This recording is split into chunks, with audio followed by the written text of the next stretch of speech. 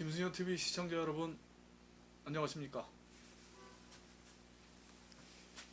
우리 김순현 TV에서는 다가오는 2020년 4월에 치러지는 국회의원 선거를 맞아서 출마할 것으로 예상되는 분들을 모시고 정치인으로서의 생각과 파주의 현안, 비전을 들어보는 순서를 마련했습니다. 오늘은 그 6번째로 파주 을 선거구에 출마를 예정하고 활동 중이신 자유한국당 소속 임상수 단장님을 모시고 평소의 생각과 향후 비전을 들어보겠습니다. 어서 오십시오, 단장님. 네, 안녕하십니까, 임상수입니다. 호칭은 편의상 단장님으로 하겠습니다. 네, 괜찮으시죠? 예, 좋습니다. 네. 예. 네. 먼저 시청자들의 이해를 돕기 위해서 박미주 교수님께서 임상수 단장님의 프로필을 간략하게 말씀해 주시겠습니다. 박미주 교수님. 네, 안녕하세요 여러분. 단장님 안녕하세요. 네, 안녕하십니까? 네, 저희 김순현 TV 시청자들의 그 이해를 돕기 위해서 단장님의 프로필을 잠시 간략하게 소개해드리도록 하겠습니다. 자, 이름 임상수, 1960년 4월 5일생, 경북 경주 출신이세요. 네, 맞습니다. 네, 학력을 제가 검토하다 보니까 그 단장님 지금 성균관대학교 일반대학원 사회과학대학원 석사님이세요. 네. 네, 정치외교학과 석사세요. 네. 근데 이제 학사 부분에서 제가 조금 궁금해서 네. 여기 보니까 그 아메리칸 트리니티 유니버시티라고 되어 있는데 네. 이 대학이 어떤 게 삼위일체라는 어떤 그런 뜻인데 네. 혹시 신학을 전공하셨나요? 아니요, 신학을 전공한 네. 건 아니고요. 네, 제가 대학은 경희대학교 네. 신문방송학과를 다녔는데 80년대 초에 사회가 혼란기 시절에 저도 굉장히 데모를 많이 했습니다. 네, 그러다 보니까 학교에서 제적을 당하게 되었어요. 그런데 신문방송학과의 특성상 제가 갈 수 있는 대학을 해외에서 찾게 되니까 요즘은 이제 그 과가 없어졌는데 당시에는 네. 언론과가 있었습니다. 언론과요. 예. 네. 그래서 언론을 전공하게 되었고, 그래서 이제 학교를 유학을 마치고 와서는 신문사에 입사하게 된 과정이 있었습니다. 아, 네. 아, 그리고 경력을 좀 소개해 드릴게요. 전 중앙일보 기자셨어요. 네. 중앙일보에서 정치부 기자셨어요. 네, 그렇습니다. 네. 전 박태준 국무총리 보좌관을 하셨고요. 네. 새누리당 편집장님이셨어요. 네.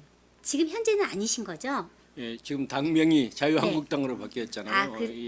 그렇군요. 네. 자유한국당 국가안보전략단 단장님이세요. 네. 자유한국당 중앙연수원 부원장님이시고 네. 주식회사 IRED 회장님이세요. 네. 미국 현지법인 ERC 대표이사님이시고요. 네. 우즈베키스탄 현지법인 IRED CEO님이세요. 네. 중국 산낙 집단그룹 유한회사 경제고문님을 현재 지금 이게 현직이신 거잖아요. 네, 현직입니다. 네, 프로필들이 좀 어려워요. 네, 이상 임상수 단장님의 프로필이었고요. 네. 네, 단장님 반갑습니다. 네, 반갑습니다. 네, 그 프로필을 보니까 파주시 그 파주시가 아니고요. 자유한국당 국가안보전략단이라는 직함이 있는데 어떤 일을 하는 기구인가요? 그럼? 네, 대한민국 가치는 결국은 안보입니다. 안보에서 시작된 것이 대한민국 가치인데 우리 자유한국당은 보수 정당으로서 안보의 가치를 어느 때보다도 소중하게 여기고 있습니다. 지금 자유한국당 내에 있는 국가안보전략단은 안보 전문가들 약 전국에 3,000여 명이 모여서 현안이 있을 때마다 안보의 중요성을 인식하고 또 북한에서 우리 안보를 위협을 할 때는 거기에 대한 대책도 내어놓고 하는 아주 소중한 기관으로 저는 그렇게 생각하고 있습니다. 근데 보통 그 이제 국가안보전략단 그래서 저는 임상수 단장님이 예비역 장성 출신인 줄 알았어요. 예, 네. 예비역 장성 출신은 아니고요. 네. 우리 자유한국당 내에서 안보 전문가들이 모인 자리에서 네. 이것을 어떻게 논리적으로 풀어나가고 또 어떻게 대응을 할까, 우리나라가 앞으로 어떻게 대응을 해 나가야 하는 건 전략을 짜는 곳이기 때문에 장성 출신보다는 대한민국 국민이라면 누구나 다 참여할 수 있는 것이라고 생각하고 있습니다. 예, 그렇군요. 예. 이제 중앙일보 기자를 하시다가 네. 박태준 총재 보좌관을 하셨다고 하는데 어떤 인연이 있었던 건가요? 그 좀 재밌는 사연이 많은데요. 네네. 제가 중앙일보에서 국회 출입을 했습니다. 네. 국회 출입을 하면서 당시에 조금 오래된 얘기죠. 민자당 시절입니다. 네. 민자당 시절에 대표 최고위원을 맡으셨어요. 그러셨죠. 예, 그때 제가 인터뷰를 할 기회가 있었습니다. 인터뷰를 하고 난 뒤에 연후에 기사를 나오시는 거 보고 저를 부르셨어요. 부르시고 저에 대해서 몇 가지 질문을 하시더라고요. 가장 대표적인 질문이 경제에 대한 정치에 대한 질문보다 경제에 대한 질문을 많이 하셨습니다. 네. 그 앞으로 우리나라 경제에 대해서 어떻게 생각을 하느냐, 어떤 방향으로 나아가야 할 것이냐라고 질문을 하시는데 제가 그 당시에 이제 처음 드리는 말씀이 우리가 앞으로 컴퓨터 시대가 된다.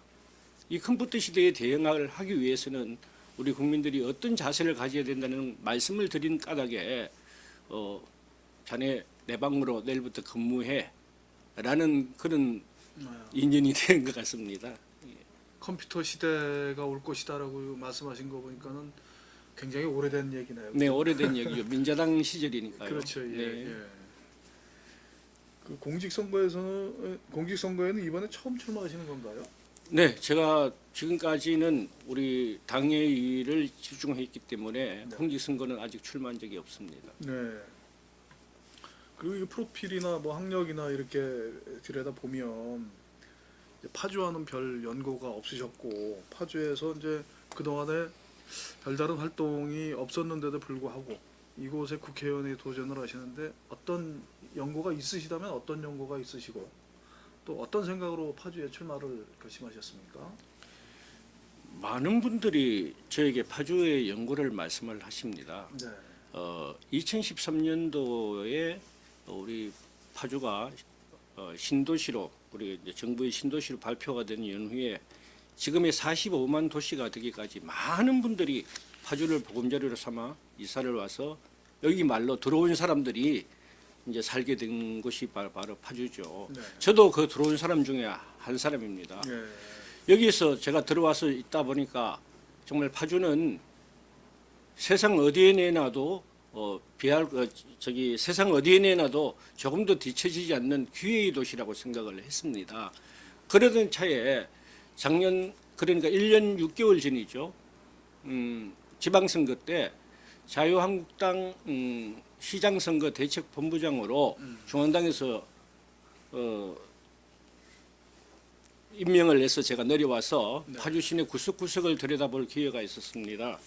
그때 제가 느낀 것은 이 파주를 정말 제대로 잘 가꾸고 잘 만들어 간다면은 정말 대한민국의 인류 도시로 만들 수 있다는 생각을 갖게 되었습니다.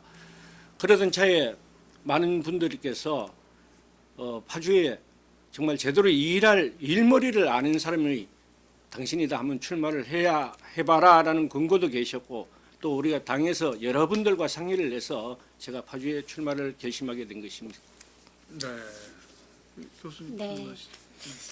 파주에서 출마를 결심하게 된 어떤 그런 계기라든가 이런 것들이 네. 어찌 보면 저희 파주 시민들이 굉장히 원하는 그런 이유들이 아마 내재되어 있는 답이라고 제가 생각을 합니다. 네. 프로필을 보면은 지금 단장님 그 프로필에 기업 활동 부분이 굉장히 다양하게 있어요. 네. 근데 기업 활동이 나와 있는 것들이 여기 내용에 보면은 그 회사 이름이라든가 이런 네. 것들이 IRED 현지법인, 미국 현지법인, 우즈베키스탄, 그다음에 중국 이렇게 다양하게 글로벌화되어 있는데 네. 이 일에 대해서 조금 설명을 해주시면 네. 네. 저는 박태준 총리를 모시면서 전 세계를 거의 다니지 않은 곳이 없었습니다. 그분을 모시면서 제가 정말 대한민국 경제를 어떻게 일으켜야 된다는 것을 정말 많이 보고 배웠습니다. 제가 국내 기업보다는 해외 기업 쪽이 많습니다. 국내 기업이 잘 되기 위해서는 해외에서 돈을 벌어와야 되는 거죠. 쉽게 얘기하면 달러를 벌어와야만이 우리나라가 그래도 부강된 나라가 될 수 있지 않을까라는 생각을 가지고 해외에 제가 기업을 많이 만들었습니다. 그 주로 하는 일이 플랜트나 석유화 또 에너지 이런 쪽에서 일을 하다 보니까 국내 기업보다는 해외 기업이 제가 더 치중하고 있다고 그렇게 생각하고 있습니다. 네. 그 이제 정당에 근무를 하고 계시고 네. 뭐 정치 그 현실의 기자님으로서 또는 뭐 어떤 유명 정치인의 보좌관으로서 그 정치를 바라보시면서 아직까지 그 여러 가지 느끼신 점도 많을 것 같아요. 네. 요즘 이제 국민들이 보기에 정치 참 짜증난다. 네. 그런 말씀 많이 하시잖아요. 그리고 정치가 과연 필요한 것이냐라고까지 말씀하시는 분도 계셔요. 그런데 그 임상수 단장님께서 보시기에 요즘 정치는 어떻게 보시고 계시고 또 정치가 어떤 모습이어야 된다 이렇게 생각하시는지요? 정치는 봉사하는 곳은 아닙니다.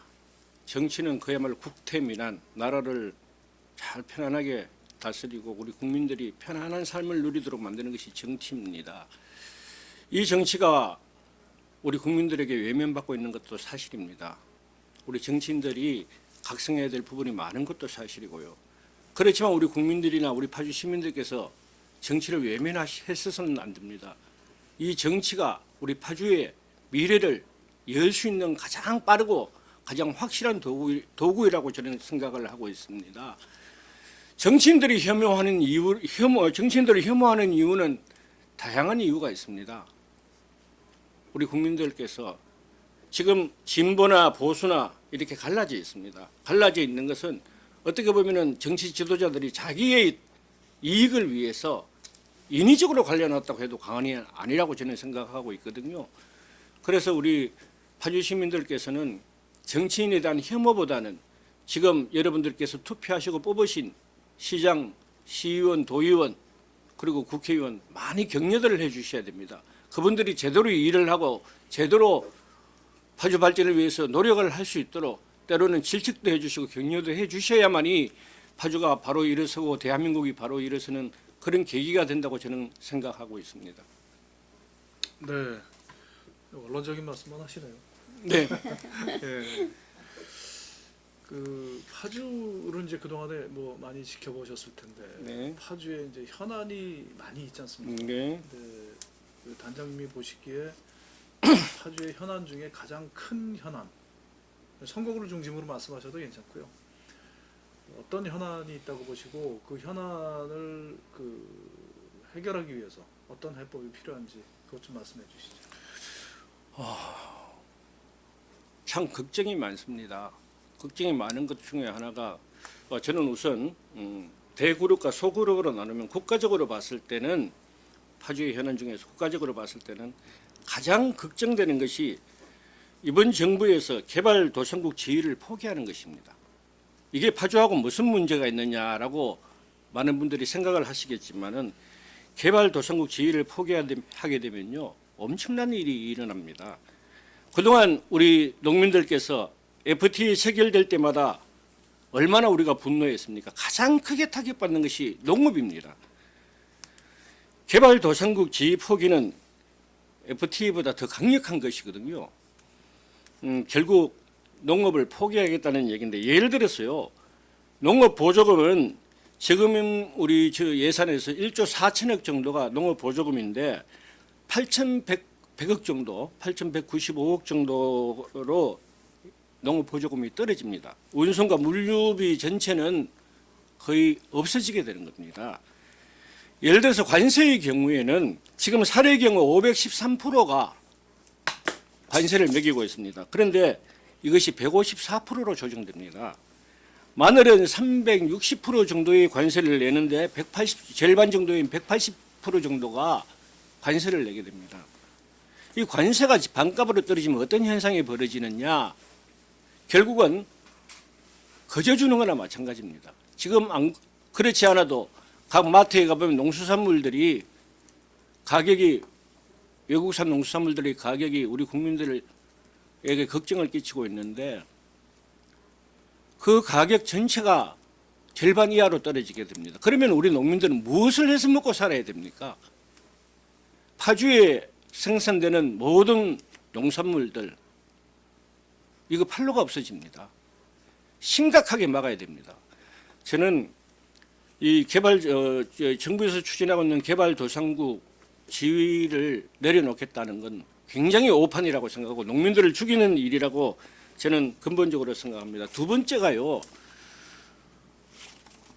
얼마 동안 우리 파주를 휩쓸었던 아프리카 돼지 열병입니다. 저는 아프리카 돼지 열병을 생각할 때마다 사실 분노가 치밉니다. 왜냐하면요. 이것은 인재입니다. 질병관리본부라는 곳이 있습니다. 이것은 국가기관인데요. 이게 아프리카 돼지 열병 항생체가 북한에서 왔든지 어디에서 왔든지 이 질병관리본부에서 역추적해서 확산을 막았어야 했습니다. 그런데 무엇 때문에 시시시시 했는지 저는 이해가 가지 않습니다. 그야말로 속절없이 다 무너진 거죠. 우리 파주는 그야말로 직격탄을 맞았습니다. 지금 양돈 농가가 111가구가 있는데요. 이 111가구도 문제이지만은 파주에서 재기를 해보겠다면서 전 재산을 털어서 돼지 20마리, 30마리 키우시던 분들은 결국은 허가를 받지 못하고 살기 위해서 돼지를 키웠습니다. 그분들은 정부의 보상도 한 푼도 받지 못하고 이 추운 겨울날 거리로 내앉게 되었습니다. 뿐만 아닙니다. 거기에 관련된 산업 전부 망가졌습니다. 아프리카 돼지 열병은 인체에는 크게 영향이 없습니다만 아프리카 돼지 열병이 돈다고 하니까 관광객들은 거의 찾아오지 않았습니다. 그렇기 때문에 식당, 유흥업소뿐만 아니라 모든 산업들이 다 망가졌습니다. 그러면은 이걸 누구한테 책임을 돌려야 되겠습니까? 파주 시민들이 무슨 죄가 있습니까? 저는 이것은 질병관리본부에서 잘못했기 때문에 이것은 마땅히 정부에서 책임을 져야 된다고 생각을 하고 있습니다. 따라서 재난지역, 특별재난지역으로 파주가 선정되어야 합니다. 예를 들어서 말입니다. 태풍이나 지진이 났을 경우에는 특별재난지구로 선포를 해줍니다.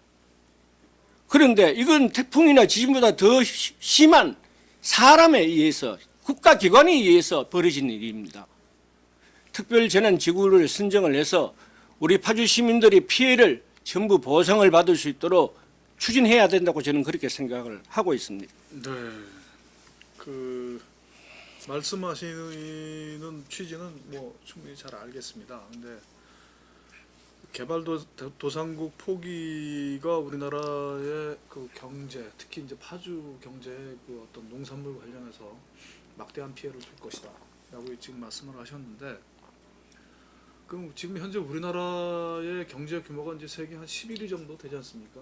네. 세계 11위 정도 되는 경제 규모를 가진 나라가 언제까지 개발도상국에 머물 것이냐라는 그런 부분에 대한 지적이 있지 않겠습니까?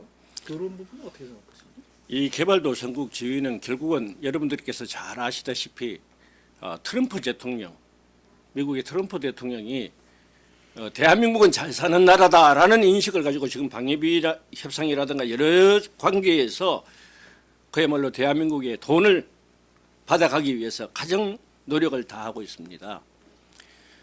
지금 이 정부 들어서 11위에서 제가 알기로는 거의 17위까지 떨어진 걸로 알고 있습니다. 자, 17위라고 해서 개발도상국 지위냐, 산업 부분과 농업 부분을 갈라달라는 얘기죠. 1차 산업 부분 같은 경우에는 개발도상국 지위를 유지를 하도록 해줘야 되고요. 탄력적으로 운영을 할 수 있는 국제무역기구 WTO 같은 경우는 탄력적으로 운영할 수 있는 조항이 여러 가지가 있습니다. 그런데 다 내려놓겠다는 거죠. 다 내려놓았을 때 그러면 우리 농민들에 대한 대책이 무엇이냐? 외국산 농산물이 50% 이상의 가격으로 우리 식탁에 올려진다고 봤을 때 우리 농민들 어떻게 살아야 된다는 대책을 적어도 마련을 하고 난 연후에 농민들에게 동의를 구하고 그러고 난 뒤에 뭐 개발도상국 지위를 포기하든지 어떻게 하든지 해야 된다고 저는 그렇게 생각하고 있거든요. 그러니까 산업별로 탄력적으로 적용을 해야 된다. 네, 그렇습니다. 그거를 근데 그렇게 될까요? 네, 그 WTO 조항에 제가 꼼꼼히 살펴봤습니다. 네. 꼼꼼히 살펴보니까 여러 가지 방향이 있더라고요. 그게 결국은 협상력의 문제인데 협상력이 이게 문제다. 우리 지금 정부의 외교 협상력은 뭐 여러분들이 다 아시다시피 걱정하고 있는 부분 아니겠습니까? 예. 교수님 질문. 네.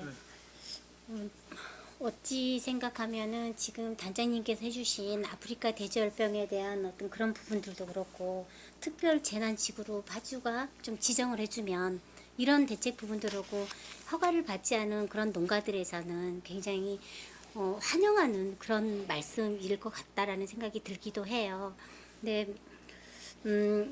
사실 이제 파주에 대해서 많이 고민도 하셨을 텐데 네. 이제 국회의원이 만약에 파주에서 정말 되신다라면 파주 변화를 어떻게 하시겠다라는 어떤 그 비전을 좀 보여주시죠.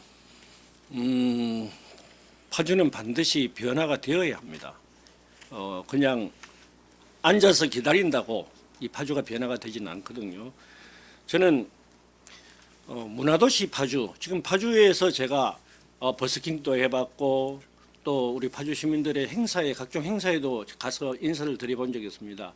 우리 파주 시민의 문화 수준은 상당히 높습니다. 그렇지만은 하드적인 것이 따라오지 못하고 있습니다. 여러 가지 파주의 장치들이 따라오지 못하고 있다는 것이죠. 그 예로 저는 만약에 제가 파주 시민들의 마음을 얻어서 당선이 된다면은 제가 당선 후 2년 이내에 예술의 전당을 건립할 예정입니다. 그리고 관광도시 파주를 위해서 파주 관광공사를 국비로 제가 건립할 예정입니다. 그리고 북파주 쪽을 보면 임진강 유역이 사실은 굉장히 매력적인 곳입니다. 손때가 묻지 않은 곳입니다. 적성, 법원, 장단, 문산, 그다음 파주업 이 벨트가 파평까지 이 벨트가 저는 굉장히 중요한 벨트라고 생각하거든요.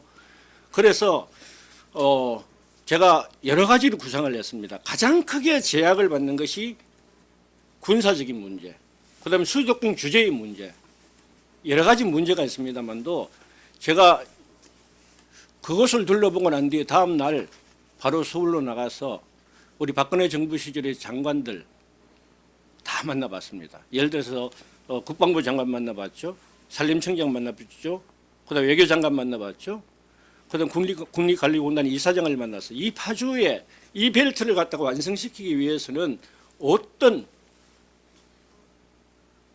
법적 장치를 갖다가 해결할 수 있는 것을 제가 여쭤보니까 충분히 가능을 하더라고요. 예를 들어서 말입니다. 지금 우리가 파평에 있는 파평산 아시죠? 굉장히 참 완만하고 이 파평산은 굉장히 그야말로 포근한 산이에요. 이 파평산을 어떻게 운영을 하느냐, 어떻게 개발하느냐에 따라서 우리 관광객들 수가 확연하게 차이가 난다고 생각합니다. 가막산에도 가보면요, 가막산에서 제일 취약한 것이 바로 계곡이 없다는 것입니다. 물이 없다는 것입니다. 이 계곡을 만들어 놓으면은 아마 가막산은 깜짝 놀라게 변화시킬 것입니다. 저는 근본적으로 파주는 왜 제가 기회의 땅이라고 말씀을 드렸느냐 하면은 지금 보십시오. 영등포구, 강서구, 은평구, 수대문구, 인천, 그다음 광명, 안산, 김포, 의정부까지는 일단 빼놓더라도 이 지역만 하더라도 1,300만 명의 우리 국민들이 살고 계십니다.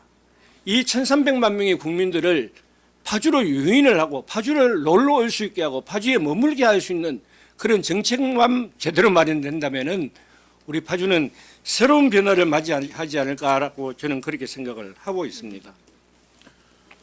네, 그 준비를 많이 하신 것 같아요. 많이 다니면서 많이 보고 네. 많이 연구를 했습니다. 예. 아무튼 뭐 좋은 일이죠. 그 정치하는 분들이 연구를 많이 하고 공부를 많이 한다는 건 정말 좋은 일이라고 저는 생각합니다. 감사합니다. 그런 측면에서 매우 고무적으로 전 받아들이고요. 네.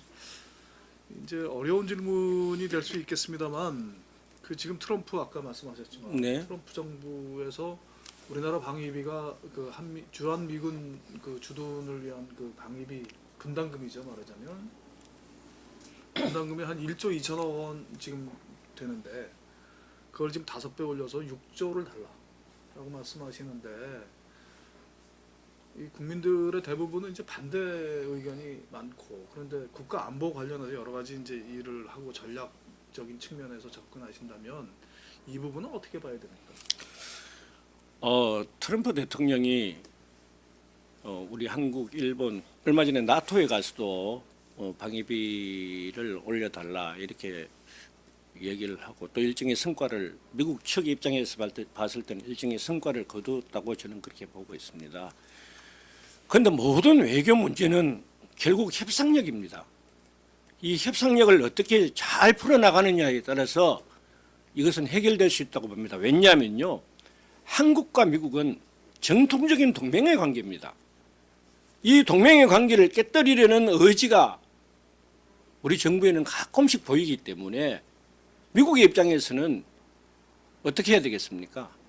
겁박도 하고 달래보기도 하고 여러 가지 수단을 쓰겠죠. 저는 이것도 트럼프의 입장에서는 우리 방위비 인상도 결국은 한국을 제대로 동맹국가로서 엮기 위한 그런 방안으로 말씀하시는 게 아닌가 저는 그렇게 생각을 하고 있습니다. 방위비 인상 참 걱정되는 문제입니다. 이것은 우리 국민들께서나 또 외교에 계신 외교에서 협상을 하고 계신 분들께서 잘 지혜를 모아서 결국 미국과 한국이 좋은 동맹 관계로 만들기 위해서는 돈의 문제가 아니고 신의의 문제, 혈맹의 문제로 나갔으면 좋겠다는 생각을 갖고 있습니다. 그 이제 우리 측의 입장이고 네. 우리 입장이고 트럼프는 결국 돈을 달라는 거 아니겠습니까? 네. 그러면 그 돈을 줘야 되는 거예요. 아니면은 어떻게 해야 되는 거예요? 그러니까 제가 말씀을 드렸잖아요. 협상을 잘해야 돼. 협상을 잘해야 되는데 그 협상의 과정에서도 지금 한국의 경우에는 미국과의 특수한 관계입니다. 이 특수한 관계에서 우리가 미국과 우리가 끊어질 수 없는 그런 동맹 관계를 갖다가 협상의 담보 조건으로 내세운다면은 아마 트럼프도 방위비 문제만은 좀 탄력적으로 운영되지 않을까 저는 그렇게 생각을 하고 있습니다. 올려주더라도 조금 정도는 올려주고 잘 협상을 해야 된다 그런 말씀. 네, 인정을 할 거는 인정해야죠. 네. 교수님 질문하시죠. 협상의 어떤 능력이다 이런 결론이라고 보면 될 것 같아요. 네. 네, 좀 어려운 질문들을 계속 드렸었는데요. 아니, 이번에는 좋아요. 좀 더 편안한 질문 하도록 하겠습니다. 네, 말씀 주시죠. 마지막으로 저희 그 파주 시민들께 이 말씀만큼은 꼭 드리고 싶다. 저희 김수년 TV를 통해서 그런 말씀 있으면 한 말씀 부탁드립니다. 마지막인가요? 네. 어우, 제가 얘기를 하면서 네. 좀 정말 풀어야 될 문제를 못 풀고 있으니까 답답해서 제가 조금 격양되게 얘기를 한 것 같습니다. 대한민국 어느 지역에서도 전국을 어디를 가봐도 이렇게 규제에 많이 묶인 도시는 없습니다. 자, 수도권 규제, 국방교육 규제, 무슨 규제 왜 이렇게 규제가 많습니까? 저도 파주에서 규제가 이렇게 많다는 걸 갖다가 처음 알았습니다. 한번 예를 들어 볼까요? 저 임진각의 경우에는 제가 임진각에 관리하는 그 상황을 보고 깜짝 놀랐습니다. 국방부가 관리되고 있고요. 문화관광부가 관리되고 있고요. 경기도가 관리되고 있고요. 파주시가 관리되고 있고요. 4개 기관에서 임진각을 관리하고 있더라고요. 이걸 왜 이대로 놔둬야 하는지 제가 참 걱정스러웠습니다. 상대적으로 우리 파주 시민들은 이런 규제 때문에 많은 고통을 받고 있습니다. 그 책임은 누가 져야 합니까? 1차적으로 정부가 책임을 져야 되고요. 2차적으로는 우리 파주 시민의 목소리를 대변하겠다는 정치인들, 정당 관계자들 분명 책임이 있습니다. 이것은 특정 정당이 민주당이니 자유한국당이니 민주당이니 하는 특정 정당이 아니고 선출직 국회의원, 시장, 시의원, 도의원, 정당 관계자 모두가 여기에서는 자유롭지 못하다고 생각을 하고 있습니다. 왜 이것을 해결하려고 노력을 하지 않았는지 제가 그게 걱정스럽거든요. 제가 만난 파주 시민들을 그동안 참 많이 인내하셨습니다. 그러나 이제는 참고 싶어도 참을 수 없는 환경과 처지가 되어버렸습니다. 인내가 분노로 바뀌고 있더라고요. 시민들께서도 이제는 우리 시민의 목소리를 내야 된다고 벼르고 있습니다. 많은 후보들이 파주에서 태어났다는 이유로 파주를 가장 잘 안다고 말씀을 하십니다. 하지만요, 제가 만나본 파주 시민들은 그분들이 자신들의 마음을 알지 못한다고 얘기합니다. 지리는 잘 알 수가 있어도 시민들의 마음은 알지 못한다고 얘기를 하더라고요. 지금 냉철하게 바라보고 미래 비전을 제시할 수 있는 방향을 제시한다면 우리 파주 시민들 지금 낙담의 상태에서 다시 한번 뛰어보자. 이제 우리도 한번 뛰어보자. 라는 자신감을 줄 그런 지도자를 원하고 있습니다. 파주 시민 여러분, 이제 여러분들께서 파주를 위해서 여러분들이 살고 있는 파주가, 여러분들이 자식들이 살고 있는 파주가 수도권으로서 제대로 대접받을 수 있는 파주를 위해서 함께 뛰어봅시다. 감사합니다. 네, 수고하셨습니다. 아무튼 가장 열정적으로 말씀해 주셔서 정말 고맙습니다. 준비 많이 해오셨고 또 향후에도 또 이제 많은 준비를 하실 거로 예상이 됩니다만 더욱더 분투하시고 좋은 결과 있으시길 바라겠습니다. 감사합니다. 시민 여러분 고맙습니다. 네. 네, 시청자 여러분 어떻게 보셨습니까? 오늘 김수현 TV에서는 2020년 총선 출마 예정자 릴레이 인터뷰 6번째 순서로 자유한국당 소속이신 임상수 국가안보전략단 단장님을 모시고 정치에 대한 생각과 지역 발전에 대한 비전을 들어보았습니다. 오늘의 인터뷰가 지역 시민들의 선택에 조금이나마 도움이 되었으면 하는 바람에서 시작했습니다만 평가는 시청자 여러분의 몫으로 남겨두겠습니다. 오늘 나오셔서 좋은 말씀 들려주신 임상수 단장님 감사합니다. 감사합니다. 이상으로 파주신문 유튜브 채널 김수현 TV 2020 총선 주자 릴레이 인터뷰를 마치겠습니다. 감사합니다. 감사합니다.